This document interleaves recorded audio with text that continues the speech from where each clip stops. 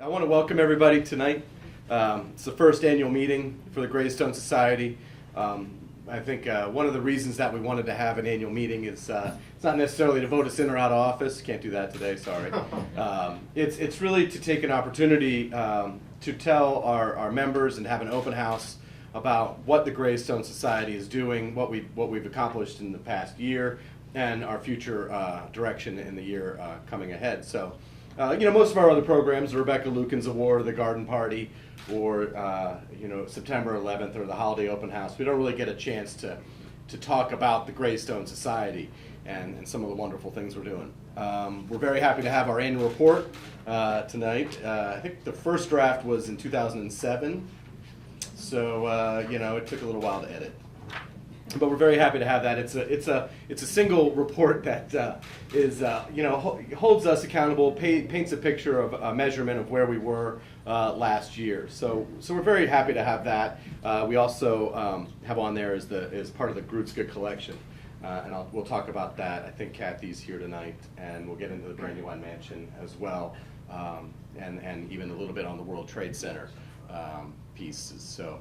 But first I want to talk about, building an organization. One of the great things we've had is Jim Ziegler, Executive Director. First full year was last year, 2012 was we're in 2013, right? So, and it was great to have Jim on board and really building the organization, adding capacity with the staff.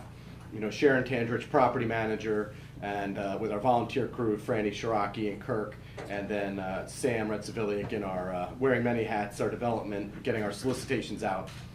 And then Jen Green, our program manager. We have a revolving door program managers. We understand that. It's a little tough to live in that world, but we hope to continue to add capacity in that so that we can offer affordable packages for us that benefit people so that we can commit to them long term and build that. We have a great partnership with organizations, and we look to fill that position. Jen has been a great asset to us, and we'll be moving on to the Colonial Plantation as Director of Education and farm animals. I'm not sure. Chickens, and I was joking with her earlier. She was out in the mud today. It was raining. But, we're happy to continue on with that, and Jen will help advise us and get things done. But she's been very helpful in building our volunteer program and getting things organized on that end, especially with tours, and making sure that tours, so that tours are, staffing and making sure that we're available for visitors and our guest experience. You got it? So I know it's formative here. I'll try to be brief. But I think that, the organizational capacity, I think, we aim to serve and we try and be around here for people and having a continuous staff coverage and building it from Jim on down to a lot of great people. Kathy Bratton, our collections manager, helping us organize a lot of the wonderful things that we do have. Jen, our program manager, and we'll be looking for someone to help fill those shoes as well. I think the programs are great. The opportunities that we have with the Rebecca Lukens Award, the Garden Party, and the Golf Outing as our 3 fundraisers. And of course, then we have community open houses such as the 9/11 and the Holiday Open House. So we continue to build our programs this year. We have Gettysburg 150th and the Annapolis. We're going there because of the Battle of Lake Erie. Don't give up the ship. And no Lukens connections on any of those, but just important times in history. One important thing I do want to mention is, from a programmatic standpoint, is in the fall we will have somebody from the Woods Hole Oceanographic Institute come down and talk to us. Dr. I cannot remember her name, but she has gone down in the Alvin and has spent time recently down at floor level. And she's going to come and talk to us about her experience in the Alvin. And of course, Lucan Steel and the Alvin, Dad is here, he could talk about it. We pressed 2 heads, HY100, to help sustain the pressures of the deep and create the deep sea exploration program. A lot of that was built, around Sun Oil Company and the early guppies and test dive bells that must have been very courageous to go down in those. But we're looking to I'm not on first one there. But the Alvin is being decommissioned, and so we're working with Joe Pitts and trying to write a letter of support to bring the Alvin back to Coatesville, which would be very, very neat, and our submarine connection. So that's something to keep, keep looking forward to as well. I think then, programs covered that a little bit. If anybody has any questions, I'd love to talk about that. Thematically, safety, minorities are going to be an important issue as we move forward. Susanna's here. We have a great, you're not going to do anything tonight. But, Quaker women and Rebecca's story and tying that to the larger context is very important, even in today's world, with female CEOs. I believe the Pepsi Cola, I've got another CEOs, female CEOs in the glass ceiling. Very timely subject. So, if we can position ourselves from a programmatic standpoint just to stay relevant in energy and usage there, as well as defense and other social issues. So, we look to expand those, and we're excited about the opportunity to bring in somebody else, to add to Jen's experience in developing our educational programs. It's something we really want to aim for. One thing that Jim and I are working on, not very exciting, but just to let you know, is a marketing plan. The mundane things about running an organization, identifying our markets, who's our audience, and trying to find out relevant programs for them, and then delivering that we're available and accessible. I know that Tom is here today, and Tom Walsh. We're trying to get an iron and steel roundtable going, which lots of thoughts on that. Whether we might do video. Maybe we would go to iron sites and do quick videos and then post them on our site about Warwick and Reading and Cornwall, and start to map out some of those iron stories from an educational, and then we can research and print would be great. The three main categories we're really focused on are the Klaus Grutzka art collection that we acquired last year. If you've read our newsletter, maybe you've been abreast of that. The room is open upstairs. It's a great collection. I remember a hot August day when I thought we were going to look at 10 paintings of Lukens. And, it'd be a great trip out to Lancaster. Very nice day. We stopped by the farmers market, but we were there for so long because they had so much. It was amazing. Thousands and thousands of paintings and pictures about the iron and steel industry, shipping and that. So we hired a collections manager to help us track all that. And Kathy is here today. There she is. Yep. And I'll keep this short because if you get an opportunity to go up there and see and get a sense of the collection, it's really tremendous. It's portable for us so that we can take pictures to another institution or venue and exhibit Coatesville, iron and steel, and then hopefully tease people back to our venue here, and then supporting the tourist industry. We are getting our three main phases of that were legal control, physical control, and intellectual control over that. We needed to own it and move it here, and then now it's trying to figure out what we have, because it's a lot of stuff. And we want to look at it from not only a collections management standpoint, but as well as an art standpoint. And I know Gene's been helping us with Martha Snyder to try and get a sense of, from an artistic standpoint, what the collection means as well. So the Grutzka collection is something that, just from a financial standpoint, it run us about 100 plus thousand over 2 years, and it's all acquired and paid for where we bought it. But we're trying to do an adoption program to pay off the collection and keep moving forward on that. So I'm going to keep it short. The Brandywine Mansion program is our other big fundraising campaign that we are looking forward to doing, and it's been exciting work down there. So we'll get into that. The last thing is the World Trade Center. Just real briefly, is we met with ArcelorMittal the other day, and it looks like maybe in June or July they're going to be able to begin construction on a memorial for steelworkers. So hopefully by September we will have at least one World Trade Center tree out there on some sort of exhibit and display. So I know it's warm in here. I'm very warm. So without further ado, I'd like to recommend or introduce Friends and Friends. Carol will give us a presentation, and Dale will answer questions about Brandywine Mansion. But thank you very much for coming, and hope you really enjoyed it. This is a very great thing. So this is the latest, greatest on Brandywine Mansion. Thank you.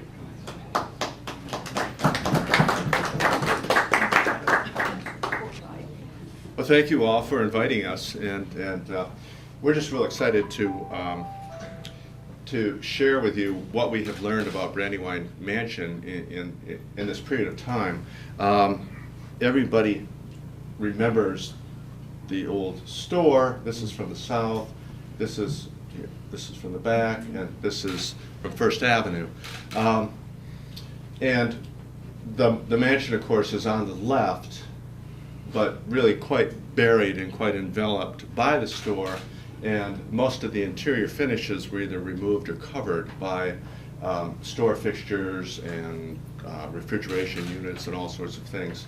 Relating to the store, the National Historic Landmark nomination was written such that the period of significance was the period before the store, so removing it did not jeopardize that status at all. And so in 2009, the store was in fact demolished, and leaving us with its current status of the building that's there right now, and which you all drive by, First Avenue. And there were lots of questions. There are lots and lots of questions about this building. The floor plan looks like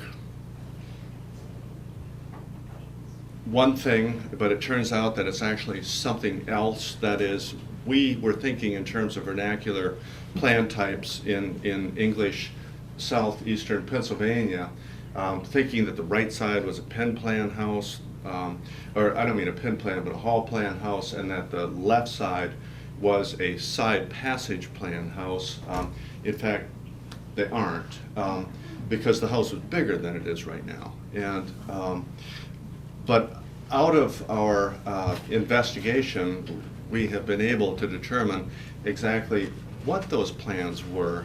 I shouldn't say exactly, because there's speculation on the east gable end about the size of the fireplace and about some windows and closets and stairs. But there's enough evidence there that we can really say this is what the original floor plan generally was, the number of rooms, the arrangement of stairs, yes, yeah, because we know where they both were, and how it evolved over time.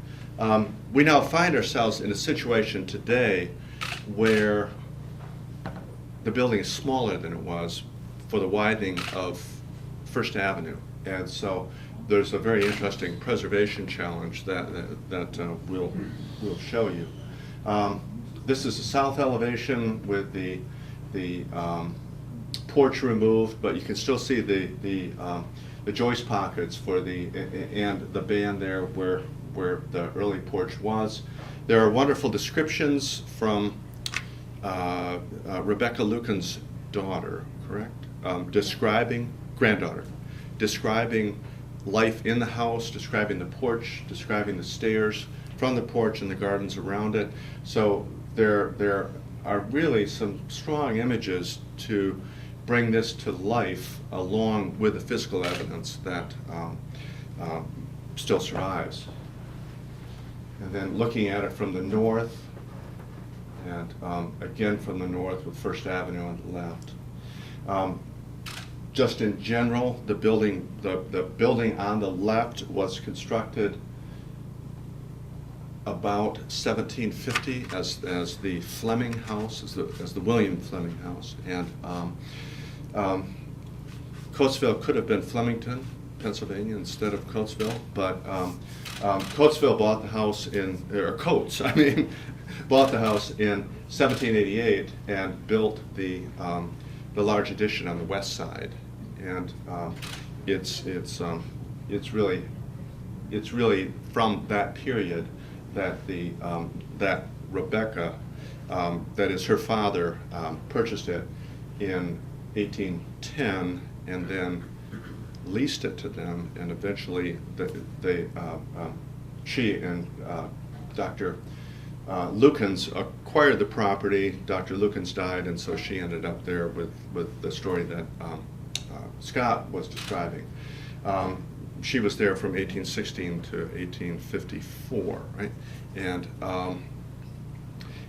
that is really the period of restoration that the Graystone Society is always focused on, again, based on the NHL statement of significance.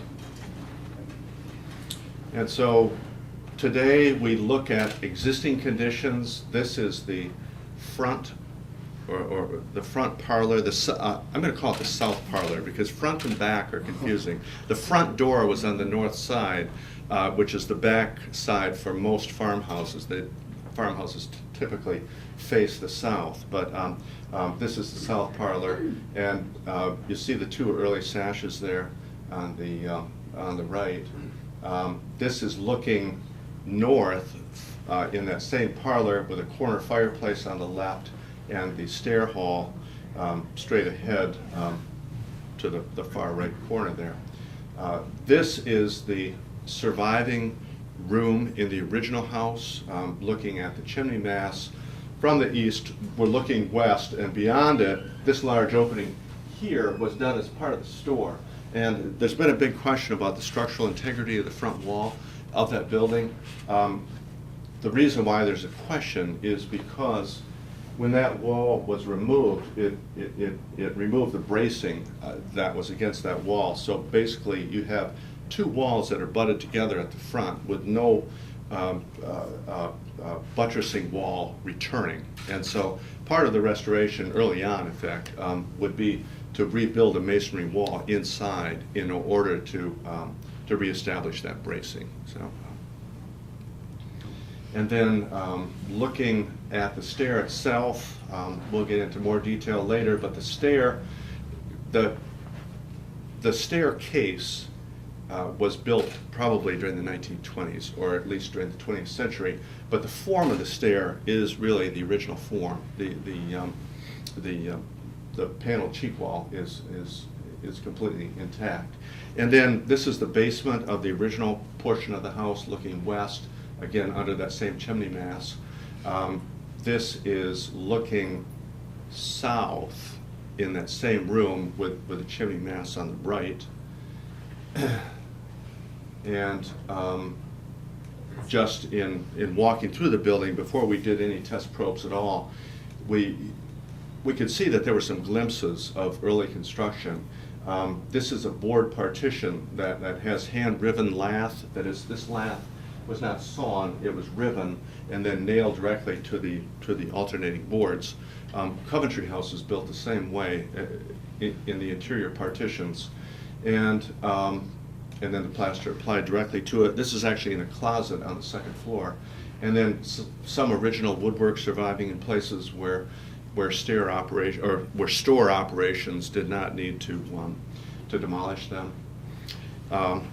So, as a first step, we prepared existing conditions drawings because before you dive into the evolution of a property, you really need to look on paper at exactly what the relationships are of spaces and walls. And so this is the building today. This is that basement chimney breast that we were looking at. We were looking down here before. On the first floor then, we have this parlor. There's a small room in back. There's a stair hall. And then there's a single room on the, oh, look at this. We have a pointer. See, we have this really clever laser pointer. You know, they don't work on. But they don't work on these screens, so it's like. That's an artifact, actually. Really? Yes. Lucas Steel sales. Oh, it does say Lucas Steel. I thought it's I thought it's a car antenna. Car antenna. Check the parking lot, you know. And so here's the second floor and the attic floor. And, we won't go into detail about that, but these are going to be really valuable in terms of the restoration. More exterior elevations and then building sections. One through the period 1 section and one through the period 2 section. And then we move on to the physical investigation, and I'm going to let Carol describe that because she has spent some cold days out there. Today was really nice. Today was really nice, yeah. Very pleasant. In fact, today she came back and said, this is why we're in this business, is because of crawling through old attics in pleasant weather. When we get to actually have questions and then we find the answers to the questions that we have, that's, well, it's the most fun. So for myself and Richard Wolbers, who is our paint analyst, and young Wesley Sessa, who probably doesn't like me referring to him as young Wesley, was there with us today, and we were continuing some demolition, some selective demolition to find a couple more answers, and collecting paint samples, which will hopefully, I'm quite sure they will completely support the answers to the questions that we found thus far through the physical evidence. So the two primary questions that, the biggest questions that we had when we started this was what was the configuration of the first floor plan in the period 1 house, and what was the configuration of the first floor plan in the, what we refer to as the period 2 house, the 1788 edition. And what we had to begin with is this image, which some of you may or may not be familiar with, from, I believe Scott has suggested that it was 1880? 1870s, yeah. 70s, 80s or so. After the Civil War, post-Civil War. Mm-hmm. So we had that image, and actually Scott just provided this for us just this evening, so he threw this in there as well. But then we have this smaller building, and the big clues are, we have this large chimney and 2 dormers. And from this rather oblique perspective, it doesn't necessarily look drastically different than what this house would look like if one was looking at it from that more oblique perspective. And so the existing conditions today, again, not looking drastically different, minus the chimney and the second dormer from what we see. However, the largest differences, and so we look at the pictures first, and then we go out there and sort of find the answers. But in today's existing conditions, we have a door that's tucked right into the corner between the period 1 house and the period 2 house, whereas in this 1870s, 80s pictures, we know there is absolutely no door tucked in that corner. But what we do have is a window, a door somewhat symmetrically placed on the facade, and then another window. So we were able to go into the house and really cut into, did I skip to one slide? I did. We were looking for evidence that would suggest that either the door that we have now was originally a window, and that there was somewhere else along that wall that central door. And so we were actually able to tear open the wall and find the lintel and the jamb for the door, that the wall's now been filled in with masonry on the outside and furred out and then plastered over on the inside. But so there indeed we have our door, which was tucked right in the corner of our existing building. So of course if the door is now in the corner of our existing building, we know that the building was actually a good bit wider because it had yet again another window and another continuation of wall extending the building about 13 feet. So this is the existing door, which looks rather central on the existing facade since it's so much foreshortened.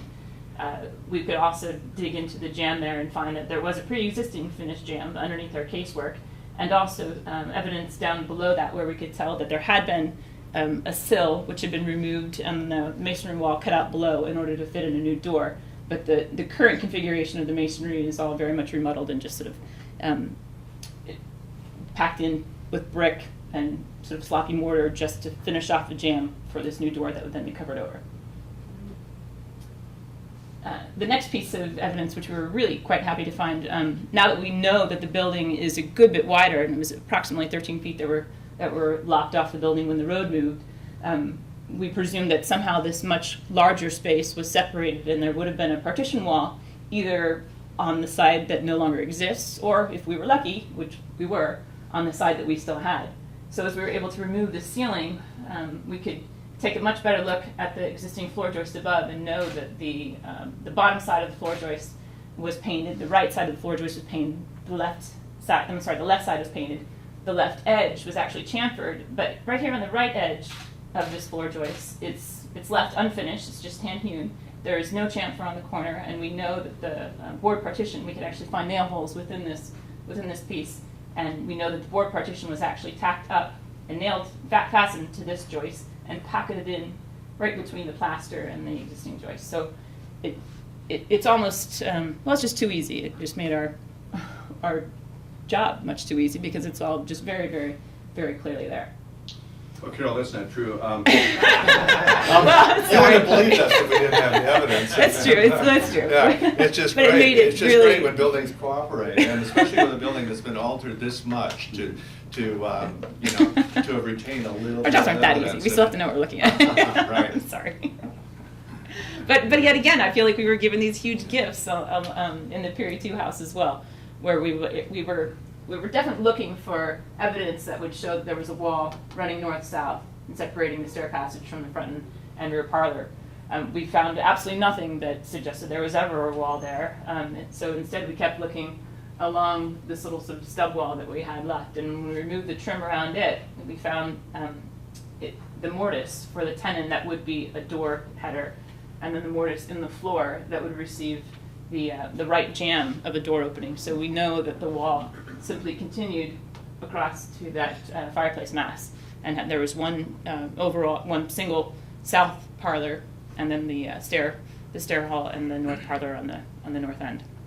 So I really had a preconception that if I could borrow the pointer, that we were looking at Coventry House again, which has a side passage and 2 parlors on one side, or a Philadelphia row house. You know, if you think about it, there would be a through hall with side parlors, but not so, and because the building told us, so it's wonderful. Actually, right around the corner from this, it's not visible in this picture, but there's also the remnants of a chair rail that's been covered over in the original baseboard. So just within this one vertical piece, there is a lot of original fabric, which will help us when we restore those spaces.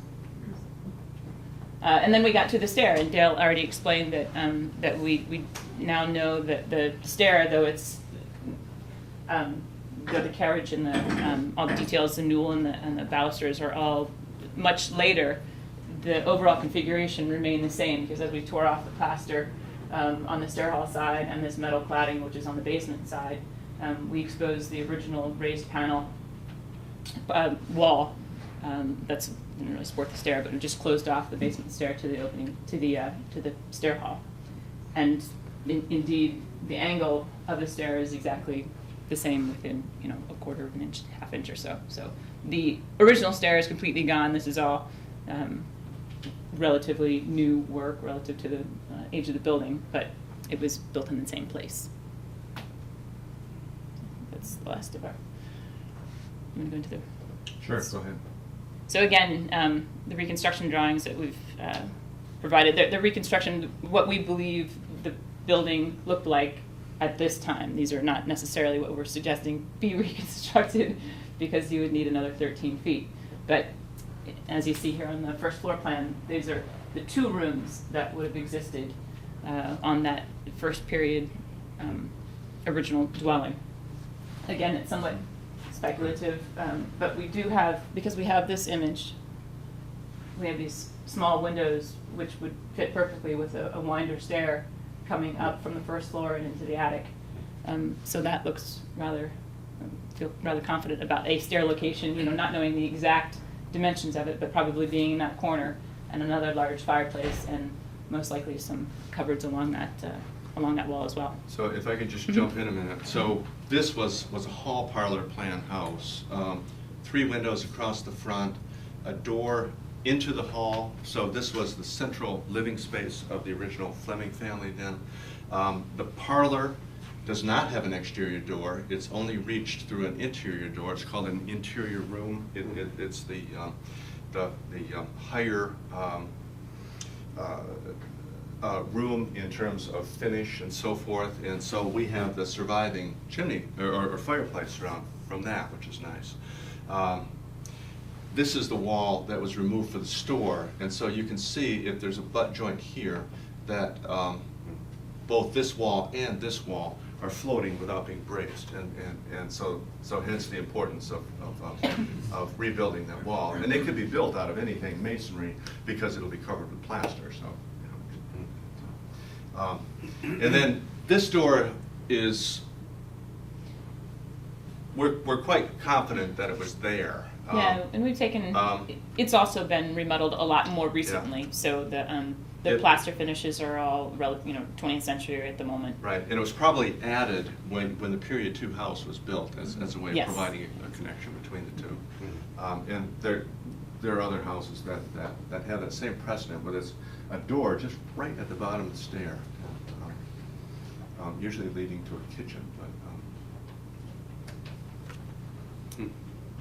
Oh, you want to explain our thoughts on Neely? Well, the wonderful thing about it is in terms of that last plan type. The period 2, the 1788. Yeah. In early Pennsylvania, there was a one-room plan called a hall plan, and there were two-room plans. One was a pen plan, where the rooms are the building's one room wide and 2 deep, and then the hall and parlor where they're 2 next to each other. At Washington Crossing, the Thompson-Neely house had an original structure from the 1740s, which was really a hall plan house with a big cooking fireplace, and then the first generation daughter and her husband built the hall parlor addition, which is really quite a high level of finish. That's really a wonderful space. And then what really became a grandparents' house, the grandparents built this wing onto the house, which is really a modified pen plan. It's 2 rooms deep, but it has a separate room for the stair hall. And this is really Rebecca Lucan's, just in mirror. Built in the exact same year? Built in the exact same year. And this one is 2 feet narrower than Brandywine Mansion, but is really just a dead-on analog for what we're looking at. This is just the second and attic floors of the reconstruction. So the garret in the period 1 dwelling, we couldn't find any evidence of a partition wall up there, but perhaps there never was one, or else it was further over to the side that was demolished. But so there are some things that I'll never know exactly where that other south dormer was. It's totally speculative on our part. We don't have all the answers.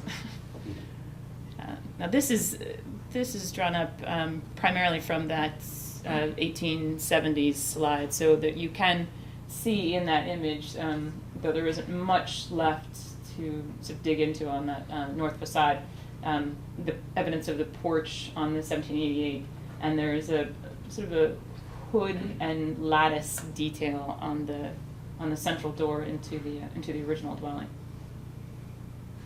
So we left out the trellis that was on that east gable end, and some of that lattice work, right? We've left it out? Well, this is just restoration. These are Yes, just reconstruction drawings, yeah. yeah. I didn't draw all the Right. trellis work.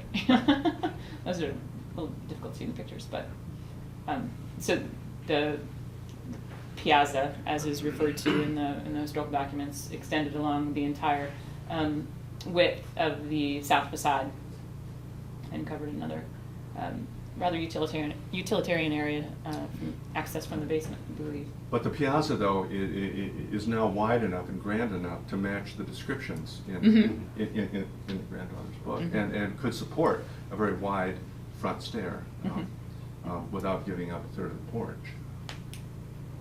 Yeah, it's much grander.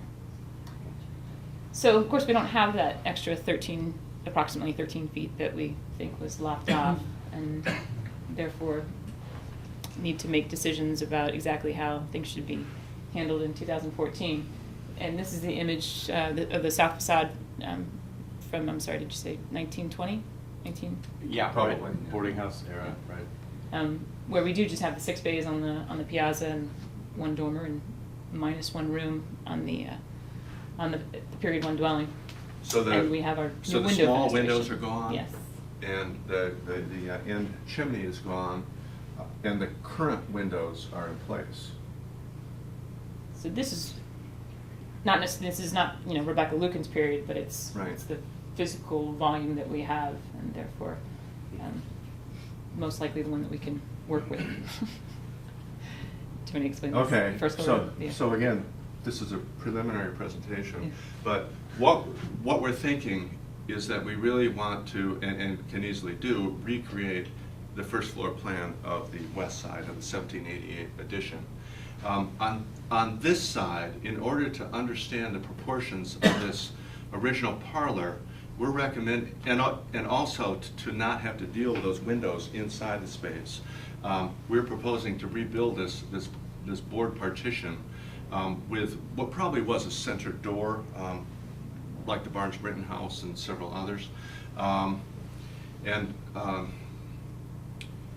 You're gonna have to buy some long things to store in there, Scott, to make use of it. But It's a lot cheaper than building the whole eastern gable. Yes, it is. But with this door closed, it'll really recreate that parlor, and so regardless of whether this is treated as a period house or whether it's treated as a background for exhibition space, you'll at least be able to say with confidence, this is the physical arrangement of the first floor when Rebecca Lucas was living here. 4 or 5 rooms. So. Yeah, and when we get Richard's information back, we'll also know what color schemes were used in there. Mm-hmm. And, That's interesting. And so the second and attic floors are not too drastically different, just minus the a lot of the additions that were implemented for the store. that's the last image, right? No. No, the elevations, yeah. That's the current, that's the No, that's restored. yeah, that's the preservation yeah, drawing. Yeah, we So- tried to come up with a term for it, but we called them preservation drawings. In other words, The what we're doing reconstruction now. drawings are not what we're recommending you reconstruct. The preservation drawings are. I would what much we're- rather have those little windows there on that. Yeah, me too. gable end. Yeah. And we can certainly talk about that. Obviously, we'd be creating a Manufacturing. condition that never Yeah. existed. Yeah. But it would look more like the original house. In elevation, you wouldn't know the difference. I mean, from a security standpoint and access standpoint, having the smaller windows is easier, but then again, they're not really going into anything, they'd be going into the very tight. Yeah. But I'm not sure what And exists then down below on the first chimney or floor. no chimney. Right, you know. Yeah, chimney, no Yeah. chimney, and I'm Yeah. curious about the west, the elevation there, And- because the one with, it's. But Yeah, this side. yeah, we might interpret, you had alluded to that a little bit about interpreting on the ground a depth, giving the width perception, Mm. Right. but only one. Right, just as paving on the ground or whatever, yeah. Yeah, I'm sorry, go ahead, Tom. Yeah. On building number 1, what would you say about 1/3 or 2/5 has been removed due to the construction of First Avenue reconstruction? Nearly a half. Nearly a half. Yeah, those 2 rooms. It's the majority of the Okay. easternmost room that is gone. And when was that done? Do we have an idea? Somewhere between Well, 1880 yeah. and 19, Yeah, it was done 1920. before the boarding house picture was taken. Yeah, they had Yeah. alluded to work being done on the boarding house. I think that was 1914. What did that article say? Or it was dated 1914. They had really worked on it, and I think at that point in time, that's where we get that first shot of the shortened western or eastern section. So we could approximate around 1910, a portion was removed, nearly half of it was removed Yes. from the original site. Mhm. Okay. Yeah. Right. When did the last, Gene, you shed some light, when did the last family members live in there? The Pennick sisters, there were 2 Pennick sisters lived in there? No, they lived in Terracina. Oh, lived in Terracina. Who were the last people to live in Rebecca's house? I don't know, but I think there was some family, because I remember, when we were looking at records for one of the anniversaries, I found some letters that A.F. Houston said that some aunties lived there and they burned papers and records that were missing. But he didn't give an exact date. But it had to be before the store. Yeah, yeah. Sure. From the granddaughter's description of the house, the dining room and kitchen were in the basement. You know, Probably. So with that, there would have been a lot more use of that south exposure. Now, with the property line being so close, it's really difficult to develop that, and so we really just have to think about it in terms of what it would have been with a meadow down below and so forth. Goldfish pond even, I think she said. Oh, yeah? Fish pond, koi pond? I don't know. There's a koi pond down there. And some sort of shed, like a summer house, like an outdoor house. So the south of the side was reconstructed. piazza. So Rebecca's house, yeah? Anybody have any questions? Yeah. Yeah, please. Are we planning on restoring that porch, Yeah. The To south extent porch? that it looks like the that, south right? porch? Yes. Because it's not only her granddaughter, it's mentioned Mhm. in Rebecca's writings too. Mm. Yeah, I think it's a very critical It's- component yeah. of the architecture of the house. Yes. Yeah. Yeah, and the pockets are all there for the Yeah. joists and so forth. Yeah. Yeah. And the, I mean, the floor system, essentially the first floor deck, a good Yeah. chunk of that is maybe original fabric as well. So. And the kitchen was in that left side there? Kitchen and What's on- dining area? So it's on the right now. Oh. Actually, yeah, I think it was, from what I can tell from what's left in the 1787, 1788 cellar, my expectation is that both the kitchen and the dining room were underneath that first period dwelling. Right, I would agree. Okay. Yeah. Yeah, I would agree. Which- Yeah. Dale? Yeah, go ahead. Next question. Yeah. What, what are the height from floor to ceiling in those rooms? And the doors as well going in? They're right about 8 on both floors, I believe. I know I had to stoop, I felt like a hunchback going through it Well, a couple of times. the doors are The curiously doors are short. like Yeah. 6'3", And so that, 6'2". that's part of why Yeah, we're and doing the there's- paint analysis, to find out if there's any gap. The second floor, they might be 5'11", Yeah, I think. I have a follow-up question. yeah. During the reconstruction and the plans for reconstruction, are there materials available in Chester County or surrounding counties of homes that have been demolished and stored? I think of a primitive hall, and we were very fortunate to have the spline that went into the new dining room, the fireplace area, that they actually trucked that whole roof spline down and installed it at primitive hall. So we were very fortunate to find a period that had actually been hand-hewn in that period. Are there materials of that type of thing available for use in reconstruction? The short answer is yes. That sort of takes us to a whole second level of decision-making. And I think of, first of all, the treatment of the exterior walls. Both sides when Rebecca lived there were pointed stone, and they've been stuccoed since then. But the stucco did go along with lopping off the end. But as more and more falls out, more is visible, and so we'll have to make decisions about that. The interior, all the mantels are gone. The staircase we know is gone. There are available good antique mantels from that period. In general, in our restorations, we have found that it's a lot cheaper to find an antique one than to recreate one based on drawings and then having one custom made. So we would certainly be looking to that 1788 period, which is really a distinctive period anyway. The only sort of speculation we'll have to do in terms of interior finishes on the period one side is the actual detailing of the board partition. Whether they were feather boards or whether the boards were plastered. I don't know if but I think there's. we think they're because Just the a paint board, goes yeah. right up to the Mhm. edge, doesn't it? Mhm. So there's no room for thickness for plaster. Yeah, it's really So just they probably were feather boards. inch and a half. But maybe, Yeah. it may be really extremely important and critical to maybe part of the fundraising, especially part of this, would be to actually find out what you have available in and around the area for such things as a mantle and other things like that before they're lost Mhm. and Yes. or somehow destroyed.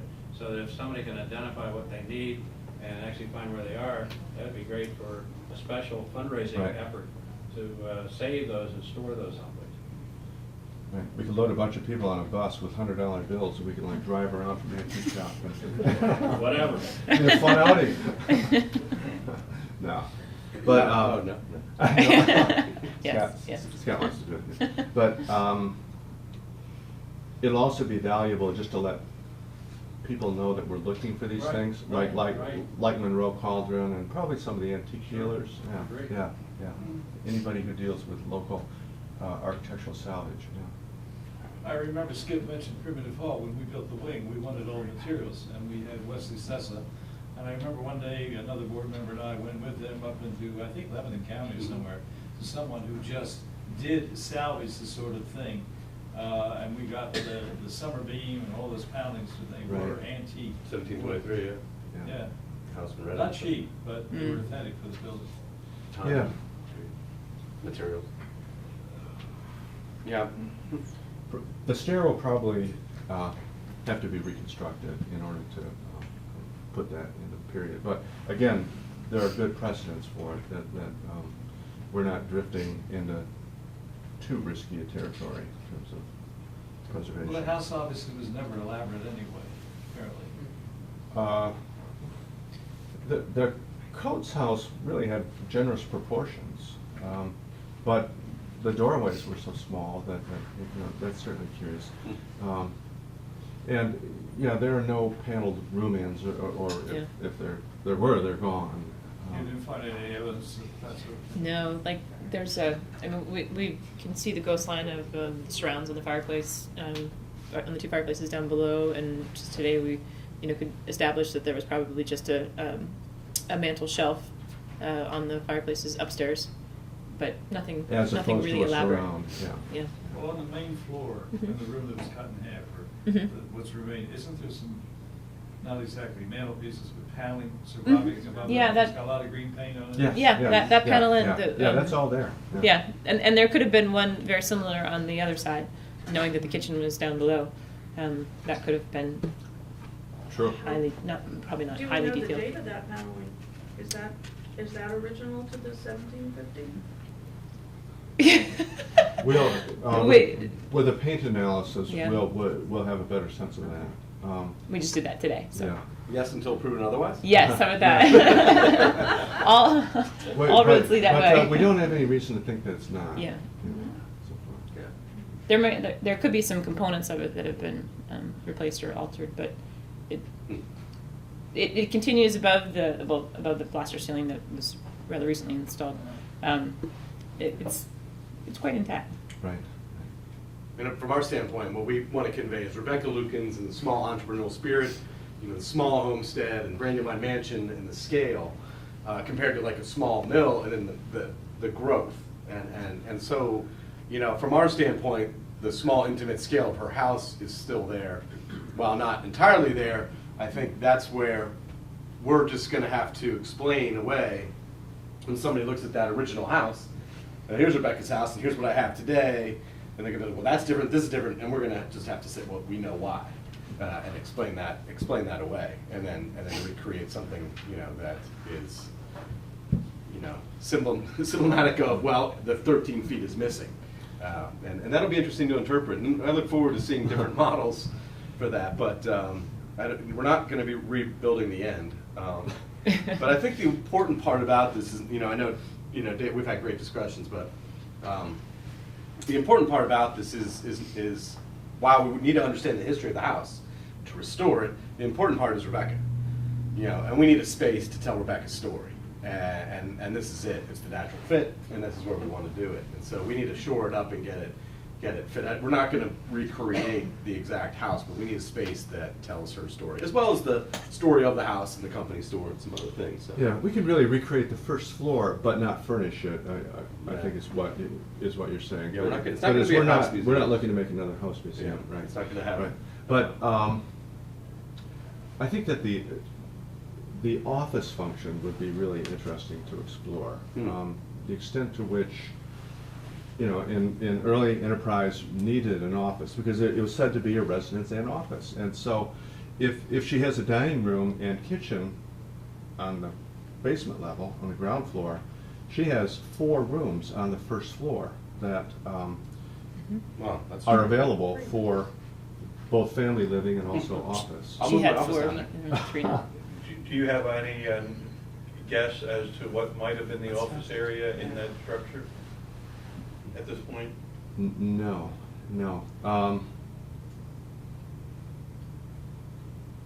Well, that Yeah. We really don't. No pay drawers or No. There's- no it's all no. been. worn windowsill or something where? They're all worn. They're equally. well, the one room that I'm curious about is northwest, first Yeah. floor northwest. Yes. That small room Mhm. off the entry. I am not an expert in, much. I know a lot about a little. But, typically, I guess when you would have somebody enter your house for business, they would not enter, like, it would be in the front of the house. So, whether that first floor left office or left room is an interesting room for me. At one point in time, I think during the boarding house, that was, it was like a library of some sort. So. But you're right, it's a small room that can be closed. On the front of the house, yeah, Yeah. where the domestic situation's behind and below. Well, But that's conjecture. But if more space were needed, it could also have been this room. With this being the family entrance, that was over here.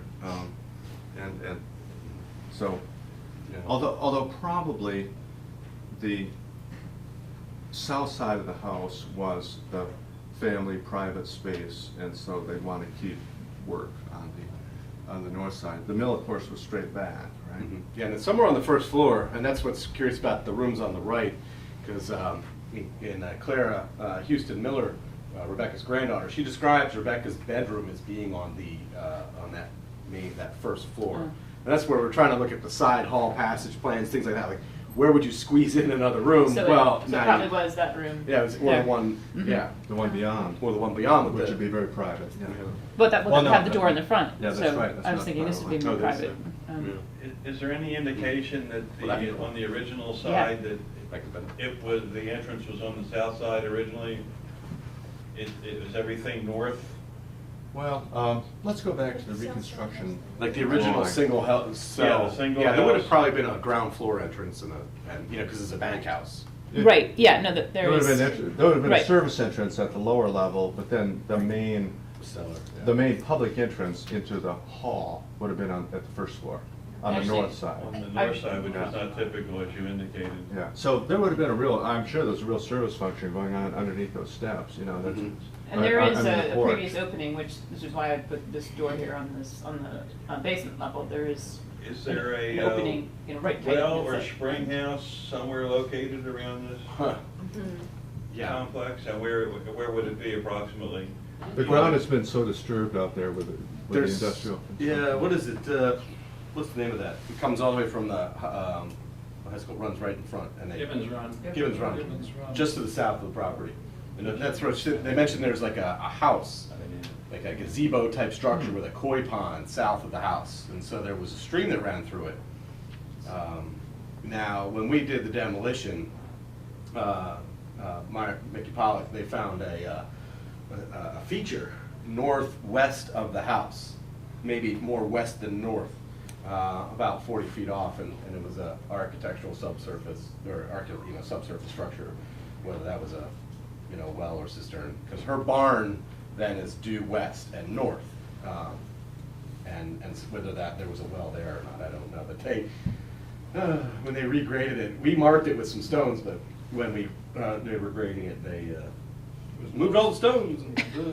Now, the barn that was torn down was not the original barn of hers, it was a later barn, wasn't it? Yeah, there is, reference to a bank barn to the north and west of her house, which the slope fits, but it's been redone. That's not the barn that Uncle Stuart stored his Nah, stagecoaches. that was over more by the, it was more by the 120 mill. I don't even know what's on that. What was this? The one behind Terracina? Yeah, there was a barn here next to the mill building, and then there was a barn behind Terracina that we took down, but that was Terracina's barn. That was an 1800s barn. But this is our great project. Yeah, I mean, it's very fascinating stuff, and to put research into it and understand what we're doing, and to answer questions. Recommend anybody coming back and taking a look at it. We'll be happy to show them around and and get it going. But there's some key questions about, well, when we reinterpret it or we fix it up, exactly how are we going to fix it, how much is it going to cost, based upon a couple key questions. And there's some couple key decisions we're going to have to make about the look and feel of this house. And but again, I think when people take a look at the 1870s picture and say this is today and this is yesterday, it's great for them to play that game to say, well, that's wrong, this is wrong, this is wrong, but we want to be like, yeah, we know. That's great, you're And coming there, along. and there are plenty of opportunities for phasing the restoration of the building. The key first is to do the structural stabilization required, and then to get new roof and new cornices, chimneys addressed. And once that's done, the building could really remain in that mothballed state sort of indefinitely, which obviously you don't want to do. But those are really the key projects to assure the preservation of what's there. With the last family members and/or the workers of the boarding house, was there indoor water and plumbing, or it never had it, or? We There don't is know evidence that. of a bathroom upstairs, yeah. There's Oh, yeah. evidence of a bathroom There was a bathroom upstairs. up in the, oops. That was not torn out then by the store. Yeah, there was a bathroom there. Oh, that was a restroom, bathroom. I'm sorry? That was a bathroom, huh? Yeah. That's interesting. Is there? I'm sorry? Second floor. Yeah, there's any a privy sanitary to line that evidence, still or exists been coming down from disturbed, there. You cannot tell. And there's been a, We've not been there's a involved. toilet from the level. There were holes in the floor. During the demolition, there was, to my knowledge, no subsurface features discovered other than the one that Scott described. But, no doubt they're there somewhere. They were there. But the store construction was really major. Yeah. So, So, are we gonna try and find out when that bathroom was put in? 1880s. Put the bathroom in Terracina. That would be my feeling, because when Terracina was built, it didn't have a bathroom. We'll start there, till otherwise proven. Yeah. No, that's expensive. So it's definitely after Rebecca's time. Yeah, they put that little bay window on Sure. the south side of Terracina, what, 18? Well, Right. as the kids were growing up in, or no, it was, when did they put that in, Gene? Bay window, south side of It was about Terracina. 1875. Right. But Clara Houston's book indicates that there was a bathroom, first of all, in the back of the house, in the back wing, the kitchen wing first. Oh, she mentions that? Yeah, there was a bathroom there. In fact, it may have been the one back where my office is. Oh, yeah. It was the back kitchen wing first, and then as the family grew, they built that mid-Victorian bay with a bathroom there. Which was a pretty standard thing I'll have to to do read at the the time. description of Rather Terracina. bathrooms. But the bathroom wouldn't have been there during Rebecca's time. What further studies need to be concluded before we get into the serious phase of trying to do the reconstruction? I can imagine, start getting the drawings, and someone says, well, we're not finished yet, we need to do some further testing, or we need to do this, that, and everything else. It'd be good to know if there's Right. something that needs to be done to complete the Right. study, and then we can move forward in terms of how we can entice people by purchasing artifacts and things of that nature, that we could get something moving on. Right. In order to control the cost, we really did an abbreviated HSR. That is, we're not tearing the place apart. We're really looking at the fundamental questions, and in part because it's not your intent to interpret the interior of the whole building, and so that's okay. But a valuable component would still be a documentary history of the building in order to bring the documentation up to the level of the physical investigation. And sometimes answer a few more questions. Yeah, you could probably answer like bathrooms and Mhm. like internal changes that are part of family records or even public records. I don't know what inventories there are. Certainly we haven't looked at any inventories, but they could exist. Her will's at the county archives. Okay. Mhm. Okay. Yeah. So all those things ought to be put together, and then when you do move into the building, you'll have the basis for interpreting it. And even though the house is a backdrop, it still has to be interpreted because it's such a huge story. I mean, it's the beginning. It's the beginning of the operation. The house came with the property that on which the mill was built. So. But then beyond that,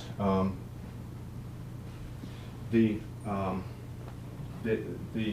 individual investigations, like reconstructing the cornices and the chimneys and so forth, could really be done as funding is available, so that if you said, for instance, we'd really like to do the roof restoration, then we would do that bit of research, continuing from where we are right now, in order to be able to say, based on the best information we had, that this is what the cornices look like.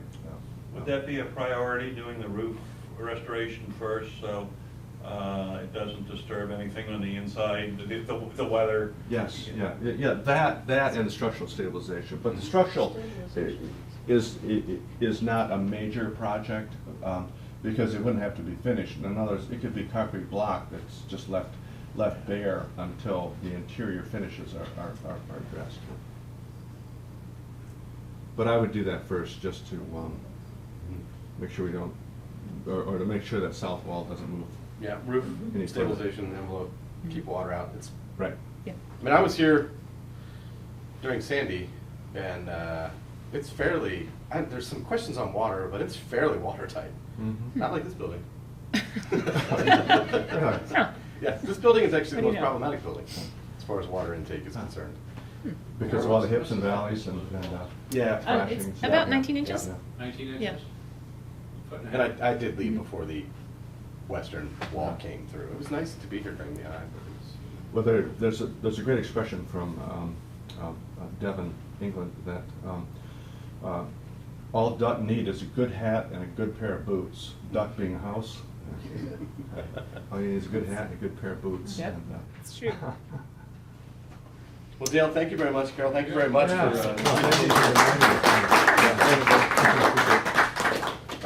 What we, they can stick around and answer more questions, and I have a few more, which as well, but we'd also like, Kathy's here, you take time to go up to the Grutska collection, take a look around. It's an intimate time up there, and just enjoy your time here. Really want to thank everybody for coming tonight and listening to this. This is really the latest, greatest on what we're pushing forward, is restoring Rebecca's house, and that's our next big project. So I really appreciate the work that you've done on it, and helping us to direct our restoration efforts and all of that. So again, thank you very much for coming. Enjoy, and we'll be around to answer more questions about things. So yeah, all right.